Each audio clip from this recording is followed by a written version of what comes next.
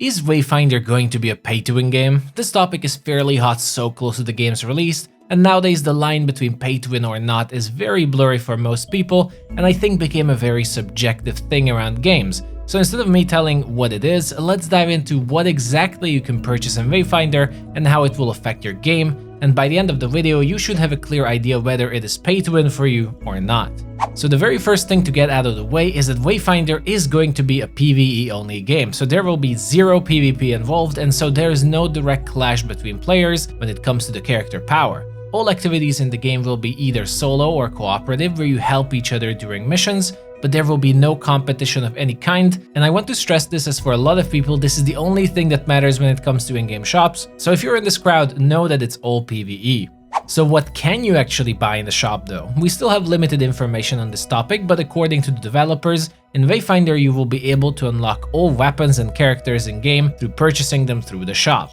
Additionally, there will be certain exclusive cosmetics, so skins or housing items that will be only available through the store, which is quite normal to most games, especially free-to-play games as monetization, but I don't consider cosmetics in any way part of pay-to-win discussion, though it's still important that the game will give players decent cosmetics through just playing the game, which they have confirmed it will. Alright, so with that said, just how bad is it to be able to buy all weapons and characters from the shop? To understand this, let's dive into how the progression system will be in Wayfinder and what is the game's core gameplay loop. Wayfinder is essentially a collector's dream game, and the main gameplay loop after you have finished the story and your main character's progression, so the end game, will revolve heavily around expanding the ways you can enjoy the game through unlocking new characters to play as, new weapons to use and level them up, unlock character type progressions, weapon progressions, leveling up all of these, and also equipping them with so-called echoes, which are item gems or modifications if you like, with their own stats and levels that you have to put lots of time and effort into leveling up.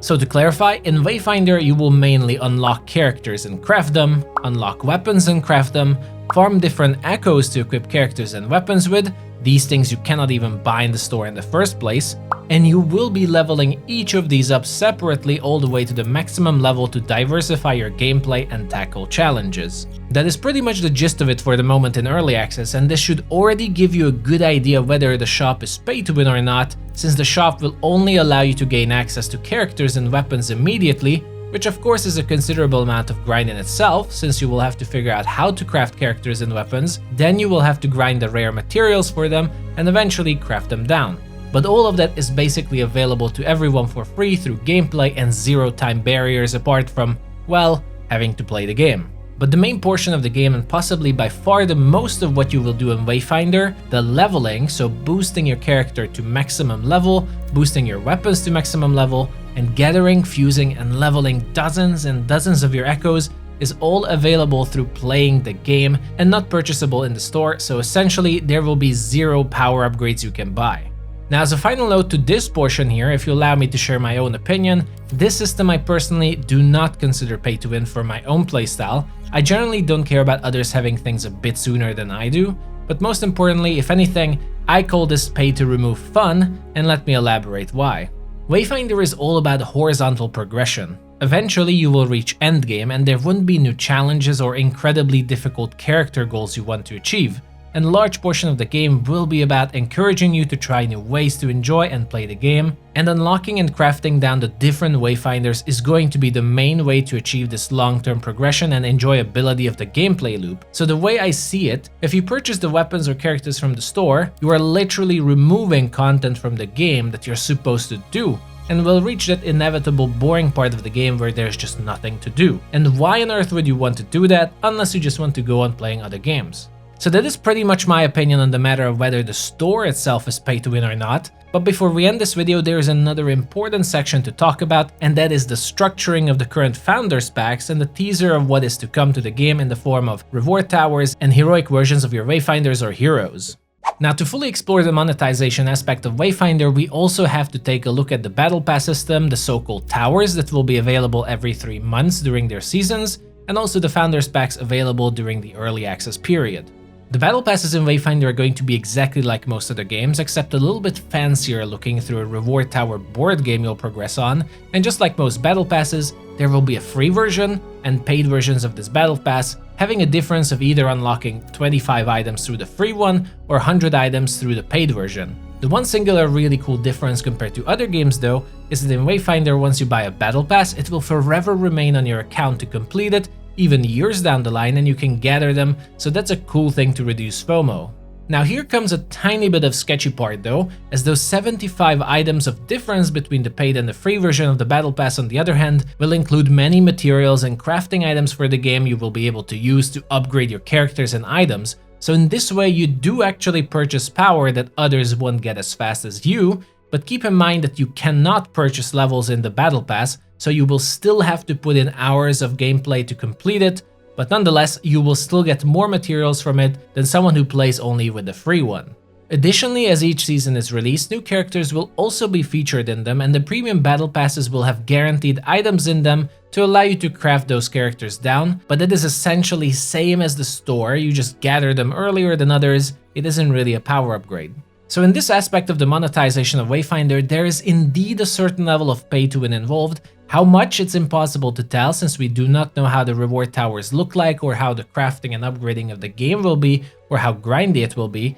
but this is an aspect of the store that is worth keeping an eye on and holding the developers responsible to keeping it fair and non-intrusive for those who do not wish to buy battle passes in the future. Finally, we arrive to the Founders Packs and the heroic versions of the characters. The Founders Packs will include a bunch of cosmetics and one-time only rewards that won't be available after the early access, but I consider those basically Kickstarter rewards for helping the game's development, so I wouldn't go too deep into the cosmetics themselves, but instead talk about one specific reward of the $150 pack, the heroic Kairos character unlock that will never be available in the game in the future. To understand how this works, if you never played Warframe, heroic characters are going to be complete separate special versions of the already existing characters in Wayfinder that you will have to level up and power up separately like a new hero, but will have the same abilities and aspects of the normal version of them. Consider them the elite version of the character that you really like, and you want to make it your main, so you want to unlock the best version of them. The difference between a heroic and a normal Wayfinder is around 5 to 10% difference in their base stats, so health, power, and defenses, and additionally a bonus echo or modification slot if you like, with a little bit of increased capacity, so you can equip them with one more mod to increase your stats. So while it doesn't sound too much, I would argue heroic characters are still going to be a significant boost in power of around 15% maximum-ish, but it's a blind guess. Now don't worry, don't let your imagination run wild. No, heroic characters are not going to be shop purchases, and people will be able to earn them through gameplay and grinding, except for one character available in the game currently, and that is Kairos, as heroic Kairos is a special Founders Pack reward for the $150 version that will never ever be available in the game for players joining after the early access period of Wayfinder. This is said to be a one-time thing though, and will never ever happen in the future either, so heroic characters will never be exclusive to purchasing like this one, but they wanted to reward their top founders of the game with something special, and they thought a special character is the right way to do it.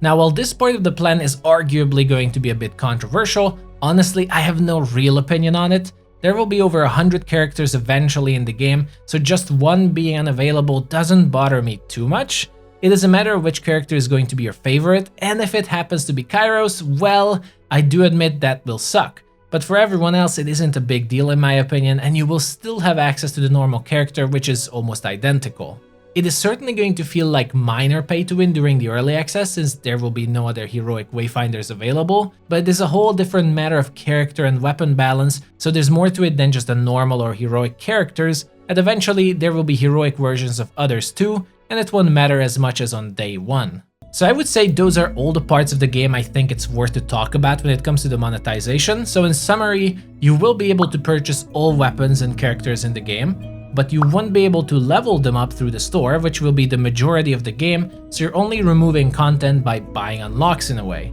Battle passes will feature a minor level of pay to win through the inclusion of bonus crafting items in the paid versions, but it is unknown how much they will matter. But you can also not purchase battle pass levels, so it still requires gameplay time to get all those rewards. Finally, the Founders Pack does give a relatively more powerful character at the start of early access, but later as more heroic characters are released, this advantage will be irrelevant. That's all there is to know about the monetization of Wayfinder in early access. You should be fully prepared to decide for yourself if Wayfinder is pay to win for you or not, Hope this video helped you clear things up and what to expect about the game, and maybe also encourage you to get in. I really think this game is looking very special and will have an awesome future, and frankly, Airship Syndicate looks like a studio worth supporting. Thank you for watching, everyone. Subscribe for future Wayfinder content, as I will be covering all of the game going on. But that's it for this video. I'll see you all the next time. Bye bye.